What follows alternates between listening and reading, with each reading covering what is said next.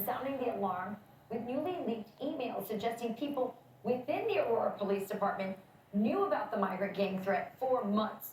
The councilwoman says an internal email went out last November saying, quote, TDA, or Tren de Aragua, has decided to make Denver their headquarters due to sanctuary policies and location.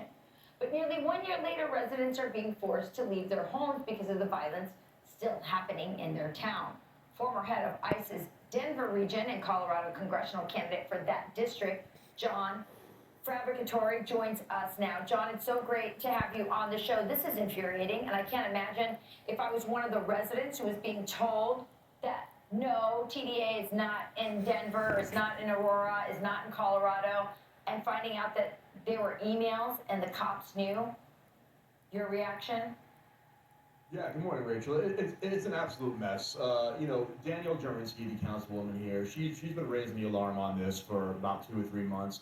Those of us like myself who have also been talking about this have been saying that Tren de Aragua is here, and leaders inside the community, the mayor, the city manager, the Aurora City Police Department leadership has denied it, and now these emails come out, and we're beginning to see exactly what they knew, at least for a year.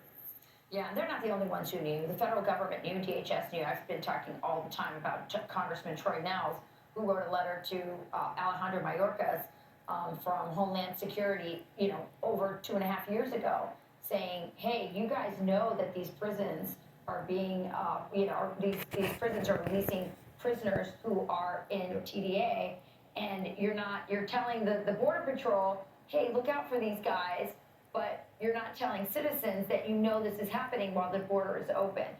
So there's a lot of culpability to go around. So what was your reaction, for example, when you heard Martha Raddatz, when she was interviewing J.D. Vance, saying, well, it's only a few apartment buildings?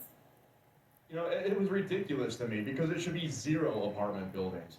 We should have no Venezuelan gang members in the United States right now.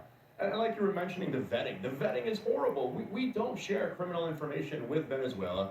The Border Patrol is simply doing an NCIC check. They're not coming up with any criminal history on these guys, and they're simply letting them into the U.S.